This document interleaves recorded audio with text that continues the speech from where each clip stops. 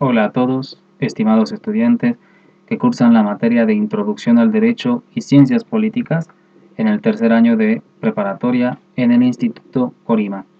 Bien, vamos a hablar en esta sesión sobre el Estado.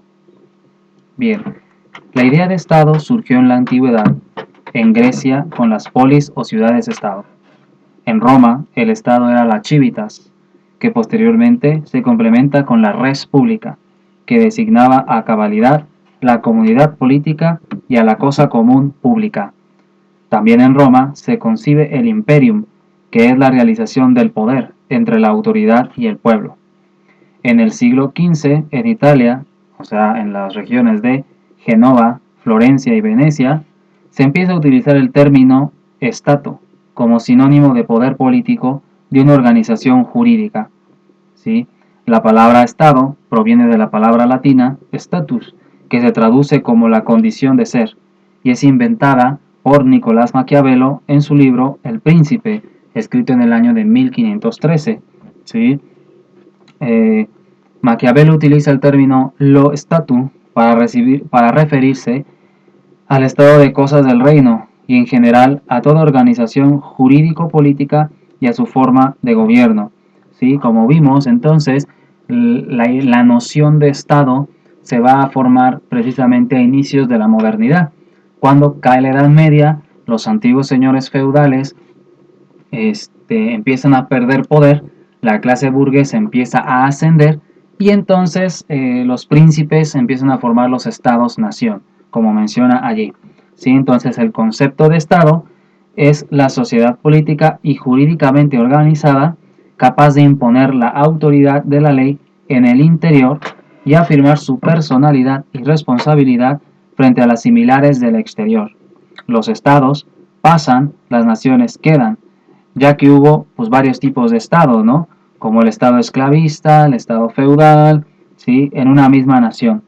En un estado puede haber varias naciones, pero no se concibe una nación que contenga varios estados, ¿sí? Entonces, pues efectivamente, como dicen, es un sistema político que pueden ser monarquías, repúblicas, ¿sí? En función de la presencia o ausencia del rey, ¿sí? O según la participación del pueblo, pueden ser dictaduras o democracias, ¿sí?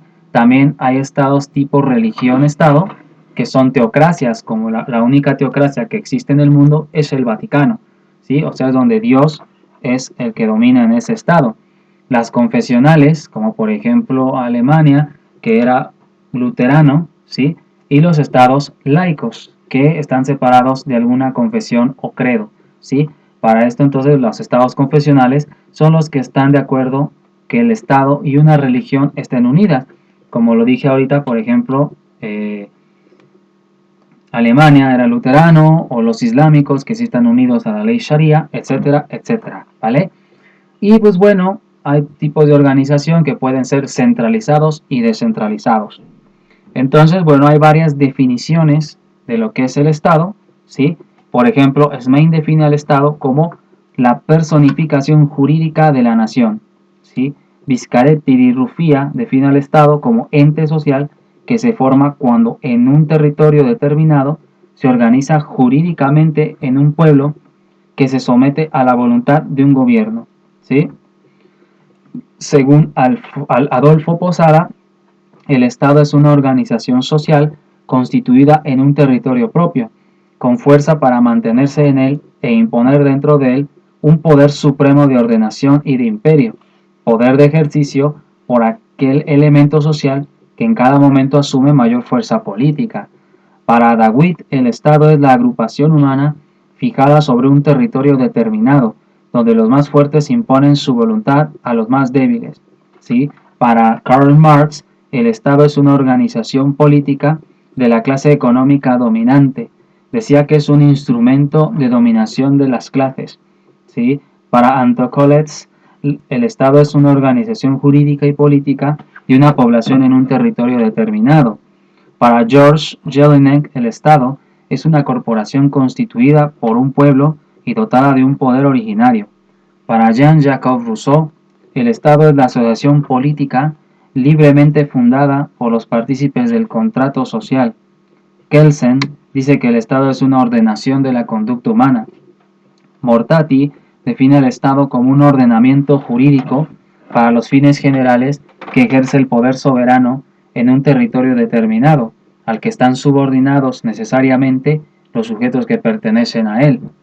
Para Pellet Lastra, el Estado es una sociedad conformada por un grupo humano que vive en comunidad sobre un territorio determinado, cuya estructura de poder está ocupada por una clase dirigente y reglada por normas constitucionales.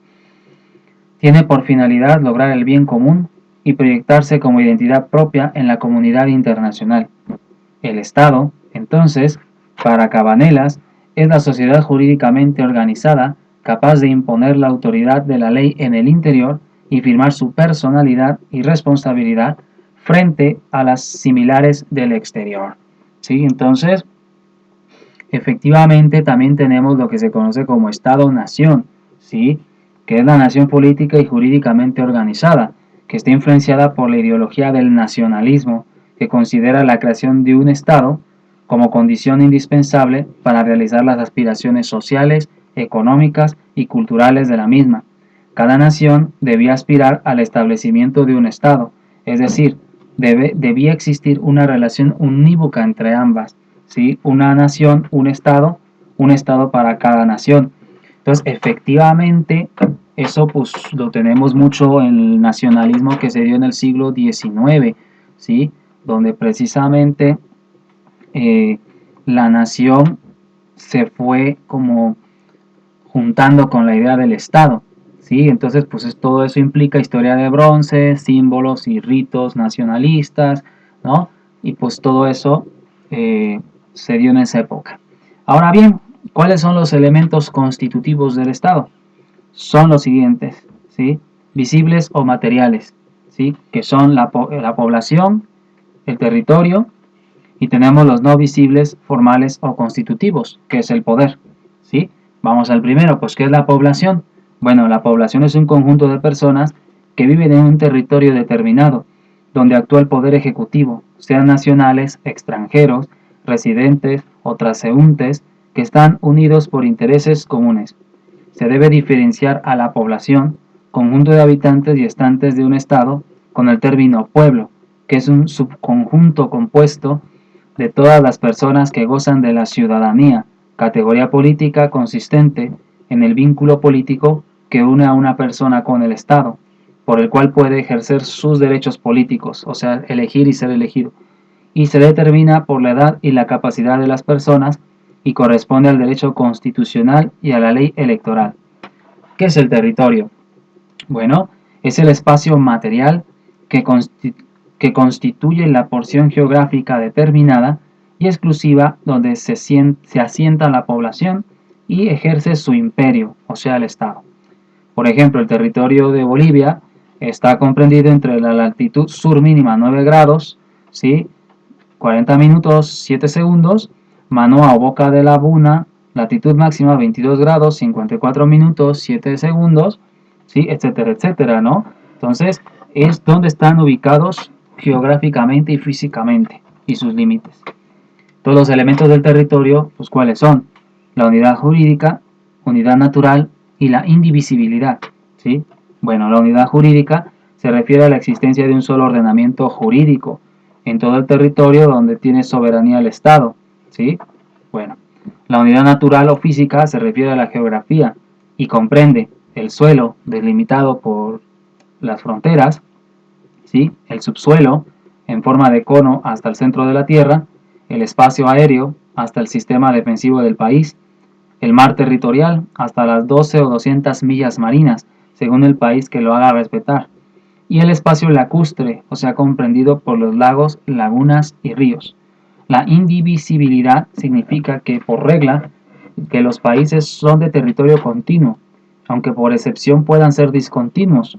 Por ejemplo, Malasia y otros países están conformados por un conjunto de islas, ¿no? Otro ejemplo dentro del Estado, pues las embajadas, ¿no? Gozan de inmunidad territorial o diplomática y son parte del territorio de un Estado y se rigen por el ordenamiento jurídico vigente en el mismo, a pesar de encontrarse espacialmente dentro de otro Estado, ¿sí? Bueno, el poder. El poder es la suprema potestad del Estado que lo autoriza para imponer decisiones de carácter general y regir aún coercitivamente, según las reglas obligatorias, la convivencia de cuantos residen en su territorio, sujeto a facultades políticas y administrativas que los obedecerán. Existe poder cuando el mandato de un sujeto A es obedecido por un sujeto B, ¿sí? Cualquiera que sea la motivación de la obediencia, ¿no? Si no hay obediencia, pues no hay poder, ¿sí? El poder se ejerce a través del gobierno que realiza la voluntad del Estado. El gobierno pone en movimiento un elemento del Estado, el poder. El poder se ejerce pues a través del gobierno. En los sistemas parlamentarios como en Europa se considera que el gobierno es el poder ejecutivo, con exclusión de los poderes legislativo, judicial, y por lo cual al primer ministro o presidente del Consejo de Ministros se le denomina jefe del gobierno, mientras que en los países americanos de sistema presidencialista el gobierno está integrado por los órganos del poder público, que son el legislativo, ejecutivo, judicial y electoral. El gobierno es un conjunto de órganos ejecutores del poder público del Estado, realizando la voluntad de éste, ordenando y manteniendo un régimen con arreglo a la Constitución. El gobierno pone en movimiento un elemento del Estado, o sea, el poder. Ha sido tema de polémica a través de los siglos cuál sea el origen del poder. Para algunos procede de Dios, como habíamos hablado, puede ser teocrático y recae directamente en la persona elegida para ejercerlo. Esta teoría sirvió de base a las monarquías absolutas y a los regímenes de gobierno autocrático. ¿Qué es esto? Bueno, persona individual, partido político, grupo militar, organismo sindical, etc. Otros muchos autores niegan el origen divino del poder. Destaca la teoría del contrato social, expuesta por Jean-Jacques Rousseau, que dice que el poder es un atributo del pueblo, que es delegado a una constituyente, ¿sí? En las formas constitucionalmente establecidas, ¿sí? Entonces, pues bueno, ¿cuáles son los fundamentos del Estado moderno, ¿no? Bueno, el fundamento del Estado moderno es la soberanía, que es el reconocimiento efectivo por parte de los demás de que su autoridad gubernativa es suprema. Bueno, pues, ¿cuáles son los antecedentes de esta soberanía o del concepto de soberanía? Bueno, surge cuando los europeos de los siglos XVI y XVII empezaron a buscar fundamentos laicos sobre los que basar la autoridad de los incipientes estados nacionales. En el campo de las relaciones internacionales, un estado soberano es igual a los demás. Puede gobernar su propio territorio, declarar la guerra o regular su estructura política, por ejemplo, ¿no? El derecho internacional contemporáneo y los tratados que vinculan a las naciones han modificado, sin embargo, la libre soberanía absoluta concebida hace 4 siglos.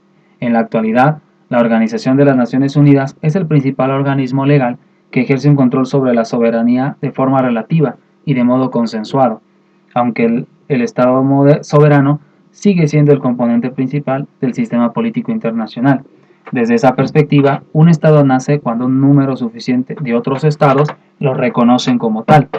¿Qué es la soberanía? Bueno, la soberanía de latín superamus, Señor Supremo, entendida esta como la voluntad política que posee un pueblo con derecho a tomar decisiones para determinarse, manifestarse y tomar decisiones con independencia de poderes externos. Si la voluntad política se ejerce hacia sus ciudadanos, se llama imperium, y si es ejercida hacia el exterior o hacia otros estados, se llama soberanía. Los caracteres de la soberanía son los siguientes. Es inalienable. La soberanía no se puede transmitir. A lo sumo se puede delegar. Es imprescriptible. Como está delegado, el pueblo no la ejerce por sí mismo, pero esta falta de ejercicio no la desvanece. El pueblo no pierde la soberanía por el paso del tiempo sin ejercerlo. Y es único.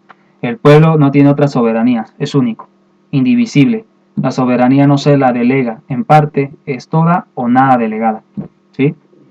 Funciones del Estado. ¿Cuáles son las funciones del Estado?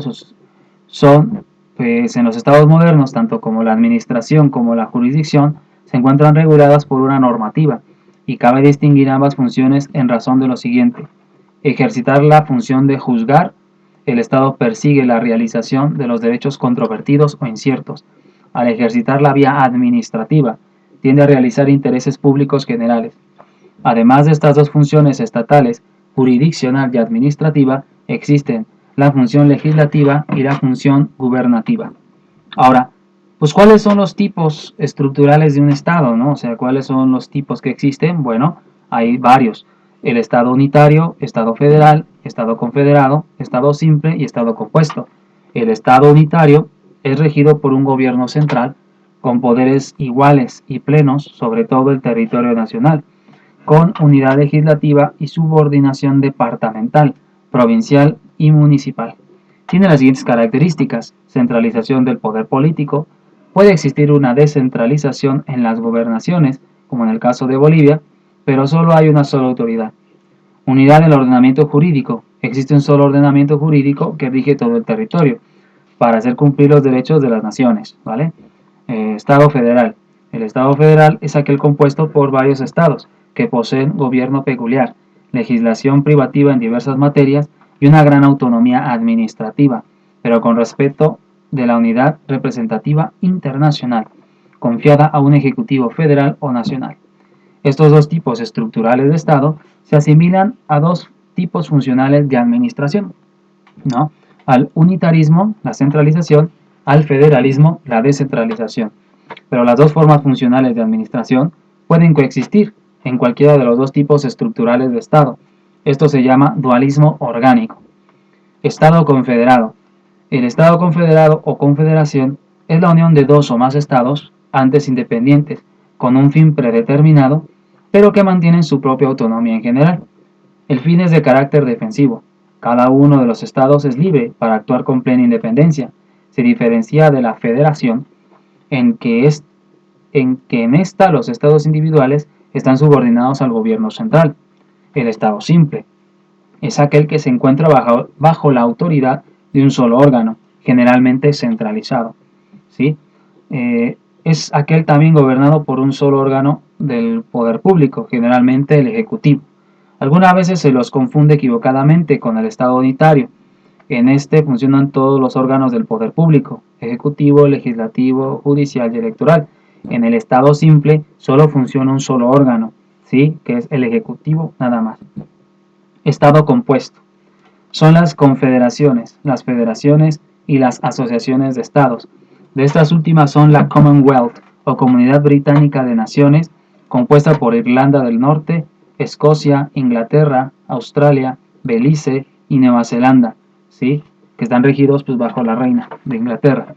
Otra asociación fue la ex Unión Soviética o la ex URSS, que estaba compuesta por 15 repúblicas. Y finalmente el Estado plurinacional. Es la organización política y jurídica de una sociedad de varias naciones, unidas en un solo Estado con gobierno de representación plurinacional y sujetas a una única constitución política. Finalmente, pues, ¿cuáles son las clases de Estado por las formas de gobierno? Sí, bueno, tenemos varios, que es el Estado de bienestar, el Estado constitucional, Estado social de derecho, Estado democrático de derecho, Estado con monarquía constitucional y Estado de derecho.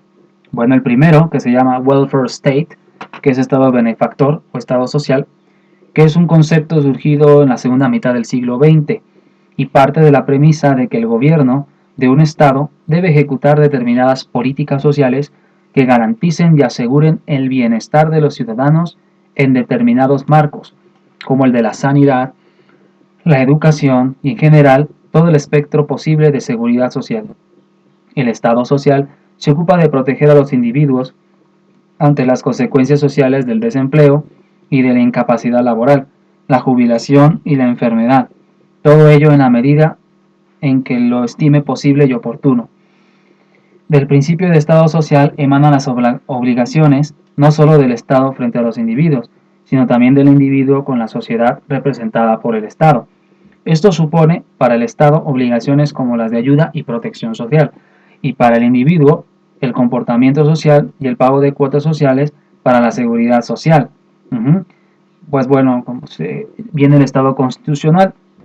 De acuerdo con la opinión de Linares Quintana, Estado constitucional es aquel que se caracteriza por garantizar la libertad como finalidad suprema y última del Estado, por limitar y fiscalizar el poder estatal por medio de su división en razón de la materia y a veces de territorio, por la juricidad o imperio del derecho, por la soberanía popular o gobierno de la mayoría, con la colaboración y fiscalización de la minoría y respetando los derechos de ésta.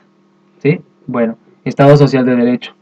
El Estado social de derecho es la organización política de la vida social que tiene la finalidad suprema y última del Estado, el desarrollo económico y social de los individuos. El Estado democrático de derecho. El Estado democrático de derecho es la organización política de la vida social que tiene la finalidad suprema y última del Estado, la equidad social a través de la distribución de la riqueza de manera equitativa.